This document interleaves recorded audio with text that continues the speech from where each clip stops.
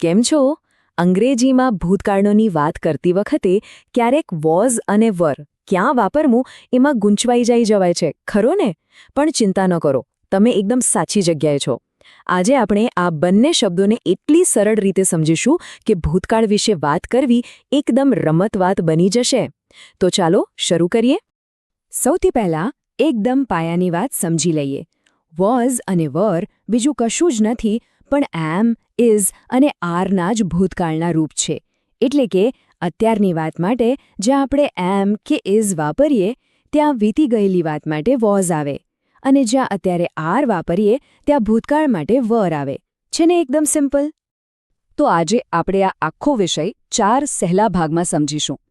પહેલાં આપણે બેઝિક્સ જોઈશું, પછી વોઝ અને વર વાપરવાના નિયમો શીખીશું, ત્યાર પછી નકારાત્મક વાક્યો અને સવાલો બનાવતા શીખીશું, અને છેલ્લે આ બધું રોજિંદા જીવનમાં કેવી રીતે વાપરવું એના ઉદાહરણો જોઈશું. ચાલો તો શરૂ કરીએ આપણા પહેલા વિભાગથી, વોઝ અને વેરની મૂળભૂત વાતો. અને એ સમજીએ કે આ ભૂતકાળ છે શું. ભૂતકાળ એટલે શું? અરે બહુ જ સરળ. જે કંઈ પણ થઈ ગયું છે, જે પતી ગયું છે, એ બધું જ ભૂતકાળ છે. જેમ કે ગઈકાલનો દિવસ, ગયા અઠવાડિયે જોયેલી ફિલ્મ કે બાળપણની કોઈ મજાની યાદ. આ બધી વાતો કરવા માટે આપણે ભૂતકાળનો ઉપયોગ કરીએ છીએ. સારું, તો હવે આવીએ મુખ્ય સવાલ પર. ક્યારે વોઝ વાપરવું અને ક્યારે વર? ચાલો એનો એક એવો સીધો સાદો નિયમ જોઈએ જે એકવાર યાદ રહી રહેશે તો પછી ક્યારેય ભૂલ નહીં પડે. જુઓ, નિયમ એકદમ સ્પષ્ટ છે. જ્યારે વાત એક જ વ્યક્તિ કે વસ્તુની હોય, જેમ કે આઈ, હી, શી, ઇટ અથવા કોઈ એકવચન નામ, ત્યારે હંમેશા વોઝ આવે છે. અને જ્યારે વાત એકથી વધુ લોકોની હોય, જેમ કે યુ, વી, દે કે કોઈ બહુવચન, ત્યારે આવે વર. બસ આટલું જ યાદ રાખવાનું છે. ચાલો એક ઉદાહરણ જોઈએ. જેમ કે આઈ વોઝ હેપી. અહીં આઈ એટલે કે એક જ વ્યક્તિની વાત છે, એટલે આપણે નિયમ મુજબ વોઝ વાપર્યો. એકદમ બરાબર. એ જ રીતે બીજું ઉદાહરણ, શી વોઝ બિઝી. અહીં પણ શી એટલે એક જ વ્યક્તિ છે, એટલે એની સાથે પણ વોઝ આવ્યું. હવે નિયમ ધીમે ધીમે મગજમાં બેસી રહ્યો છે, બરાબર? હવે વરનો વારો. વાક્ય છે you var right.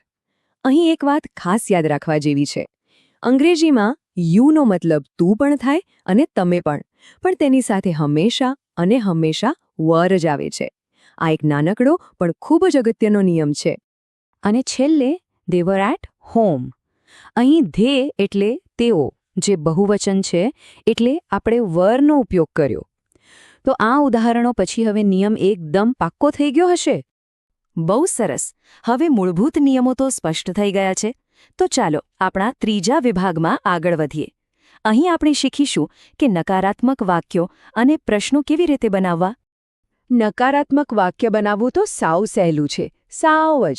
Bus was કે વેર પછી નોટ લગાવી દેવાનું. અને હા, બોલચાલમાં આપણે તેના ટૂંકા રૂપ વધુ વાપરીએ છીએ. જેમ કે વોઝ નોટને બદલે વોઝન્ટ અને વેર નોટને બદલે વરન્ટ. જુઓ અહીં આખી પ્રોસેસ કેટલી સિમ્પલ છે. સાદું વાક્ય છે શી વોઝ એટ હોમ. એને નકારાત્મક બનાવવા માટે વોઝ પછી નોટ ઉમેર્યું. She was not at home. અને બોલતી વખતે આપણે કહીશું શી વોઝન્ટ એટ હોમ. બસ થઈ ગયું. વરનોટ માટે પણ એ જ નિયમ છે. જેમ કે વી વરન્ટ રેડી, જેનો અર્થ થાય અમે તૈયાર નહોતા. જોયું? નેગેટિવ બનાવવું તો ખરેખર રમતવાત છે. સારું, હવે વાત કરીએ સવાલોની. જો કોઈ પ્રશ્ન પૂછવો હોય તો શું કરવાનું? અરે એ તો એનાથી પણ સહેલું છે. બસ વોઝ અથવા વેરને વાક્યની શરૂઆતમાં મૂકી દો. ચાલો જોઈએ કેવી રીતે. ધારો કે વાક્ય છે હી વોઝ એંગ્રી. આનો સવાલ બનાવવો છે તો બસ વોઝને આગળ લઈ આવો અને બોલો વોઝ હી એંગ્રી.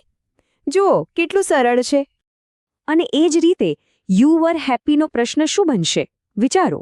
બરાબર, વર યુ હેપી. બસ વરને આગળ મૂક્યું અને સવાલ તૈયાર. વાહ, આપણે નિયમો પણ શીખ્યા અને તેના પરથી વાક્યો બનાવતા પણ. હવે સૌથી મજાનો ભાગ, આ બધું રોજિંદી વાતચીતમાં કેવી રીતે વાપરવું? ચાલો આપણા છેલ્લા વિભાગમાં એ જ જોઈએ. ચાલો રોજબરોજના જીવનના કેટલાક વાક્યો જોઈએ. જેમ કે કોઈ પૂછે કે ગઈકાલે ક્યાં હતા, તો કહી શકાય I was at school yesterday.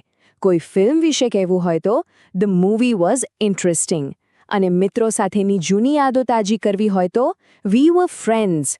આ રીતે વોઝ અને વેર આપણી રોજિંદી વાતચીતનો એક ખૂબ જ જરૂરી ભાગ છે. તો આખી વાતનો સાર શું છે? બસ આ બે શબ્દો, વોઝ અને વર. જો આ બે શબ્દો પર પકડ આવી ગઈ ને તો સમજી લો કે ભૂતકાળ વિશે અંગ્રેજીમાં આત્મવિશ્વાસથી વાત કરવાની અડધી લડાઈ જીતી ગયા. આ બહુ જ શક્તિશાળી શબ્દો છે. તો હવે જતા જતા એક નાનકડો સવાલ. જરા વિચારો અને જાતે જ જવાબ આપવાની કોશિશ કરો. What was interesting yesterday? ગઈકાલે એવું શું હતું જે મજાનું હતું? તમે આજે જે કંઈ શીખ્યા તેને તરત જ વાપરવાની આનાથી સારી તક બીજી કઈ હોઈ શકે? આના જવાબ વિશે જરૂર વિચારજો.